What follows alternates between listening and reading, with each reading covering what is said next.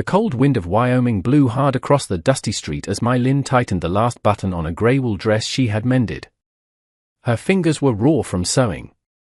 The tiny room behind the mercantile was her only world, and her needle was the only thing she could control in a town where a Chinese woman was treated like a shadow.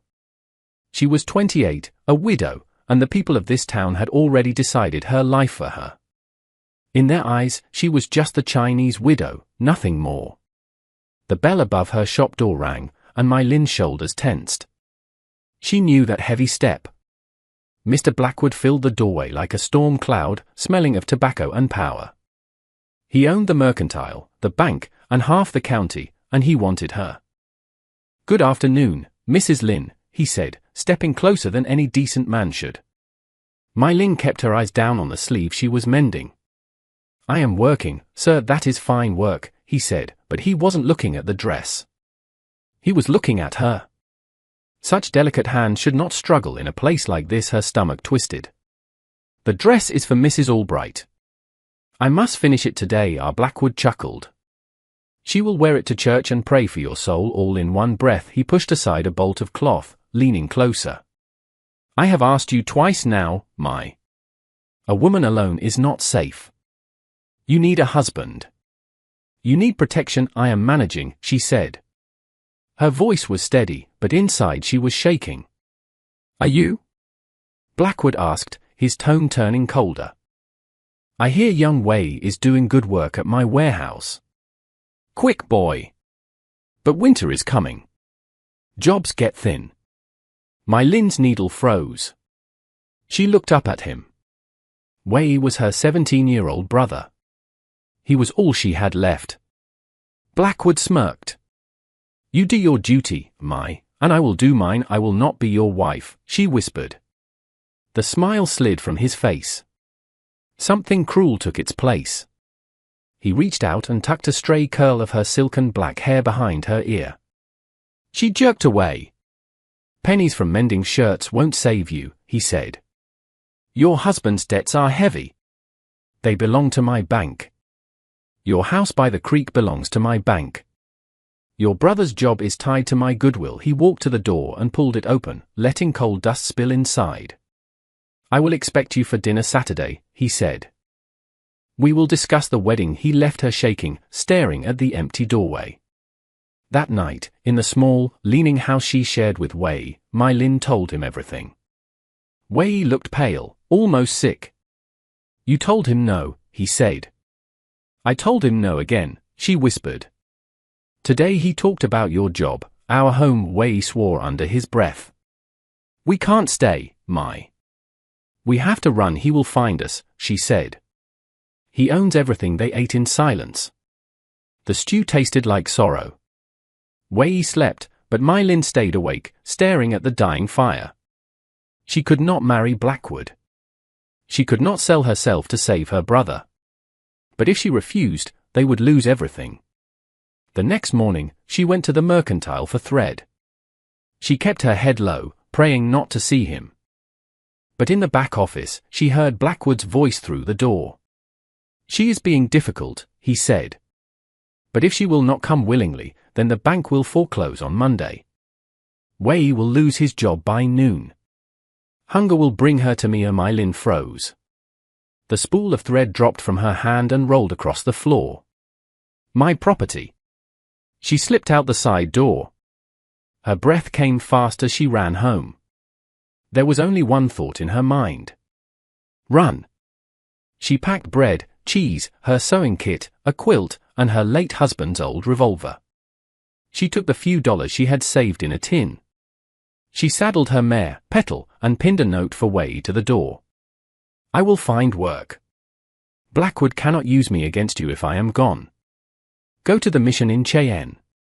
I will find you. I love you." And then she rode. She did not look back. 2 days later she fought through deep snow in the mountains. Nearly blind from cold, she followed nothing but hope, praying the memory of a name was enough. Gideon Cole, the rancher who had saved her once. The quiet man with storm-colored eyes. The man she had never forgotten. The night she found his cabin, she collapsed in the snow 20 yards from the door. She tried to crawl. She could not. She whispered, "Please." But the wind stole the word. The door opened. A tall figure stepped into the storm holding a rifle. He stared at her for a long moment. Then he came forward, grabbed her coat, and dragged her inside. She gasped as warmth hit her frozen skin. He kicked the revolver from her hand. He looked down at her with cold grey-blue eyes she remembered from the stagecoach for years ago. "My Lynn," he said. It was not a question. He knelt beside her, his voice low and rough. "You are freezing to death," she tried to speak. "Blackwood." "Way, please." Gideon stood, tossed a heavy blanket over her, and turned to the fire. "I do not know who Blackwood is," he said. "And I do not want to know." My Lynn shivered under the blanket, her body shaking violently, her hope barely holding. She had made it to him, but he was not the man she remembered. He was hardened, scarred, and colder than the winter outside. She had run to the only man who once saved her life, but she did not know yet if he would save her this time. What if the only safe place left in the world was inside a cabin with a man who did not want you there? My Lynn woke slowly, her bones aching from the cold she had survived. She lay on a cot covered in thick furs, the warmth of the fire touching her skin. For a moment, she didn't know where she was. Then she saw him. Gideon Cole sat at a small table in the dim light, cleaning his rifle. His movements were steady, controlled, and distant. His face was rough with a beard, and a jagged white scar ran from his temple to his jaw. It changed him. It made him look older, haunted, and carved from the same stone as the mountain outside. "You are in my bed," he said without looking at her. "I expect you will be out of it by morning." My Lynn pushed herself up, her muscles trembling. "Thank you. You saved my life. I dragged you out of the snow," he said, snapping a metal piece into place. "The weather saved you, not me." Her heart sank. This was not the quiet protector she remembered. This man was shut tight behind walls built of loss and silence. She tried again. "I needed help. A man named Blackwood." "I do not want to know." Gideon stood and walked away from her, his tall frame blocking the firelight. "I live up here because I do not want company or trouble." "You brought both." Her hands trembled. "I cannot go back." "You will," Gideon said. "When the storm breaks." 2 days, no more." She stared at him. "He will kill me if I go back." "That is not my concern." But My Lynn was stronger than he expected. She stood on shaking legs, walking to the far wall where water dripped through a loose log. "Your roof is leaking. The chinking is failing." "I can fix it." He didn't turn. She pointed to his coat thrown over a wooden peg, its sleeve torn wide open. "Your coat needs stitching." "I can fix that, too." Gideon looked at her then, really looked. She was pale, bruised by cold, barely able to stand, yet ready to work. He shook his head. "I do not need a seamstress and I cannot go back to Mr. Blackwood," she said, her voice cracking. "He will find me. He will take me." The fear in her voice pierced something in him. He turned away quickly, hiding the struggle on his face. The wind screamed outside. Snow piled higher on the window. The mountain trapped them together whether they wanted it or not. "Fine," Gideon said at last. "You cook, you mend. You stay out of my way." And just like that, a fragile bargain was made. The storm did not break. 2 days passed, then another, then a week. Snow climbed up the cabin walls, turning the world white. Gideon rigged a rope from the cabin to the barn so he wouldn't get lost walking the 20 yards. Inside, the air was tense. He hunted during the brief lulls, returning with little more than frozen hands and the smell of pine smoke. She cooked what little they had. She mended his torn coat, his socks, his shirts. Each stitch was a plea. "Please let me stay." He spoke little. She spoke little. The silence pressed on them like the snow outside. One night, My Lynn dared to speak. "My husband, he was not kind," she said quietly, her hands working on a torn sleeve. He liked the saloon more than he liked his marriage. He left debts. Blackwood bought those debts. Gideon didn't look up, but he listened. He threatened my brother, she whispered. Way is just 17. He will lose his job. The bank will take our home. Gideon's jaw tightened. Towns are full of men like Blackwood. My Lynn hugged herself, staring into the fire. I had nowhere else to go. I remembered you. He looked at her for a moment, only a moment, then looked away quickly. 2 days later, he came home injured. Blood soaked the sleeve of his coat. He held his arm against his chest, his face pale. A wolf caught in a trap, he said tersely. It was not dead. My Lynn jumped from her chair. Sit down. Let me see. He tried to wave her off, but the pain forced him into the chair. She poured whiskey over the wound, and Gideon inhaled sharply, but he did not make a sound. This will hurt, she warned, threading a needle. Just do it. She stitched his flesh carefully, her fingers nimble, even as her own hand shook from fear and cold. His breath hitched once, just once, but he stayed still, watching her face inches from his. She smelled clean like soap and would smoke, and her touch was soft, too soft. When she finished, she brushed a stray lock of hair from her face. Her fingers grazed his skin. The touch was innocent, but it was enough to break the dam inside him. Their eyes met. The storm outside faded. The crackle of the fire disappeared. It was just her breath and his heartbeat pounding in his ears. Gideon leaned forward and kissed her. It was wild, desperate, a starving man finding food. She pulled him closer, her hand fisting his shirt. His mouth traveled to her neck. She gasped, her pulse racing, and then he froze. He ripped himself away from her as if burned. His chest heaved. His hands trembled. No, he rasped, backing away. I cannot. I will not. Gideon, you are scared. You are alone and he broke off, shaking his head. I will not be like him. He grabbed his coat and walked straight out into the freezing night, the door slamming behind him. Clara sat there in the firelight, trembling. The warmth of the kiss still burned on her lips, but the cold of his rejection crushed her. She curled on the cot and cried softly, believing she had ruined everything. Gideon stayed in the barn all night, sitting in the dark, drinking from an old bottle, trying to drown the desire he feared made him dangerous. He did not sleep. The next morning, he returned, smelling of whiskey and snow. He did not look at her. He did not speak. Days passed in silence so heavy it felt like another storm. Supplies dwindled. Hunger grew. Fear grew. On the fourth day, Gideon's frustration exploded, the silence snapping like dry wood. This is not enough food, he said harshly. You cannot stay. When the storm breaks, you leave. I cannot, My Lynn whispered. I do not care. His eyes flashed with anger, but underneath it was fear. Fear of losing control. Fear of becoming like Blackwood. What did you do to make him hunt you this far? What does he want so badly? My Lynn felt her heart break all over again. She lifted her head and whispered the truth. He wants me because of a contract, she said. A forged one. What contract? Gideon asked. The one that says I am the payment, she whispered, shaking. Me.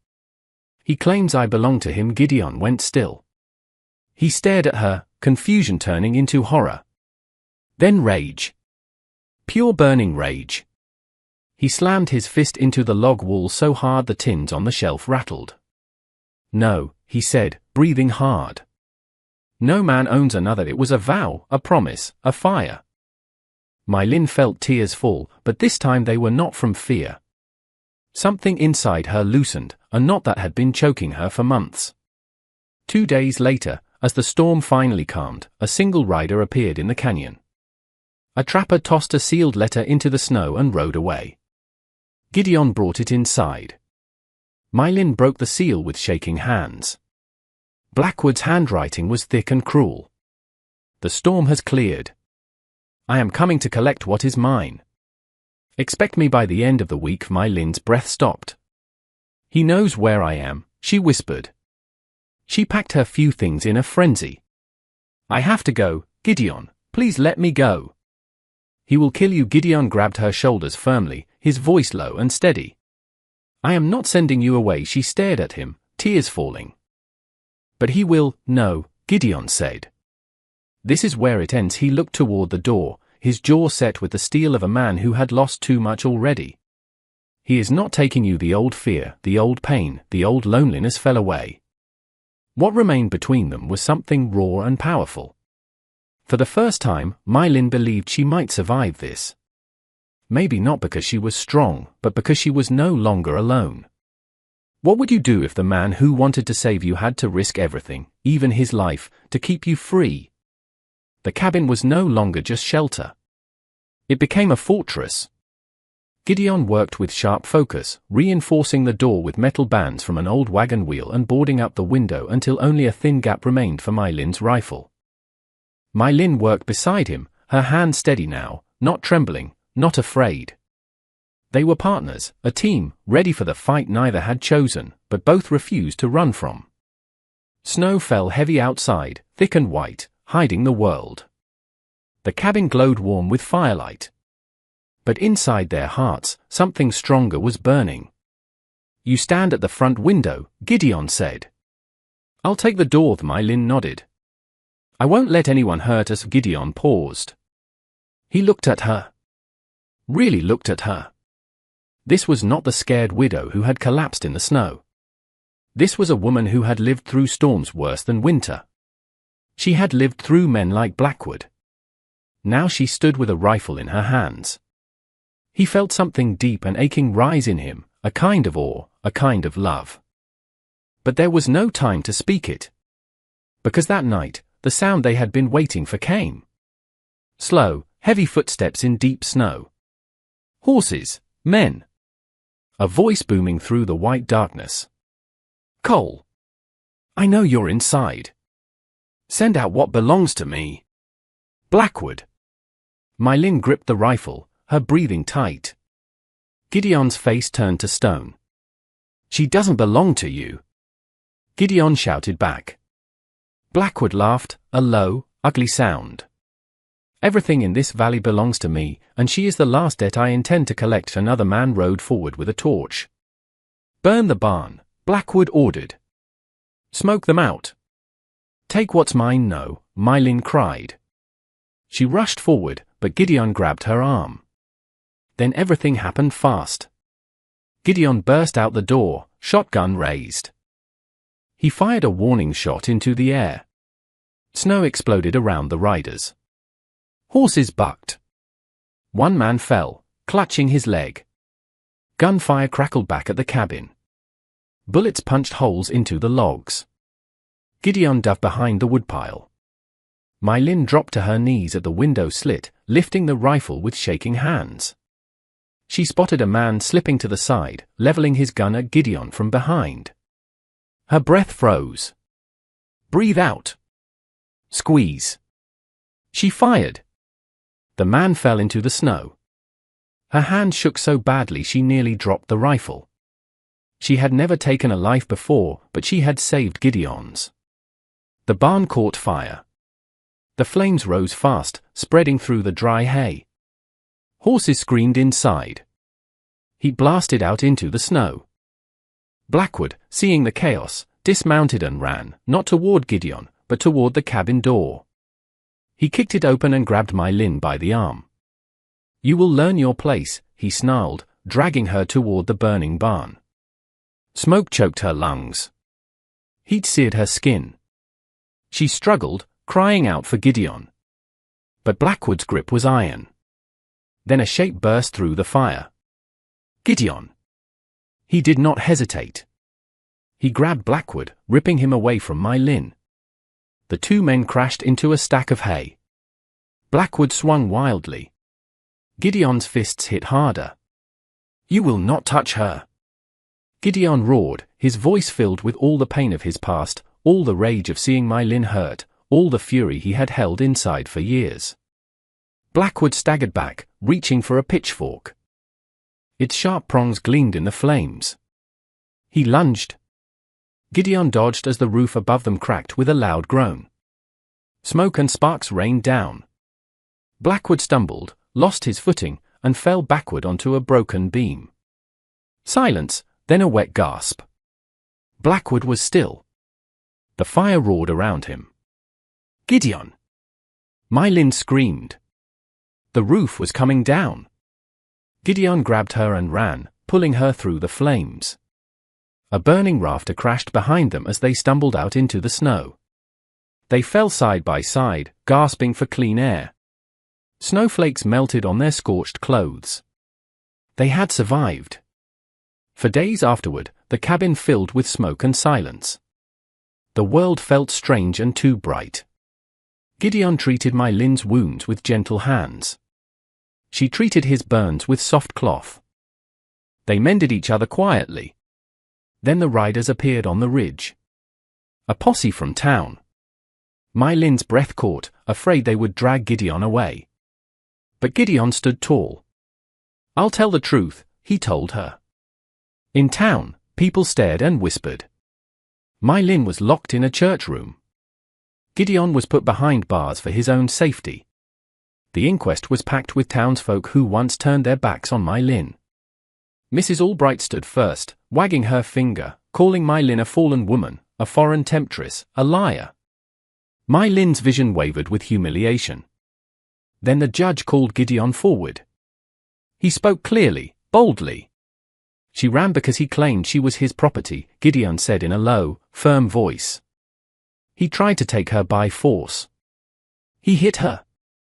I saw the bruises, gasps filled the room. She fought for her life, he continued. And I stood with her. She is no criminal. She is the bravest woman I have ever known. My Lynn's eyes filled with tears, not of shame, but of relief. Then something unexpected happened. The town turned. Young Ben, the blacksmith's boy, stood and told how my Lynn had mended his coat for free. The mercantile owner spoke next, then a ranch hand, then a miner. One by one, people admitted how Blackwood had threatened them, cheated them, scared them. Their fear broke. Their voices rose. Finally, Judge Morrison struck his gavel. Mrs. Lynn and Mr. Cole acted in clear self-defense. They are free. The whole room exhaled. Gideon looked for my Lynn. She ran to him, and he caught her in his arms for the first time in front of others. Her tears soaked his shirt. He held her tight, not caring who watched. They rode out of town with supplies, horses, and apologies. Back on the mountain, they rebuilt the barn. They planted seeds. They repaired the cabin together. Day by day, spring melted the snow and eased the scars inside them.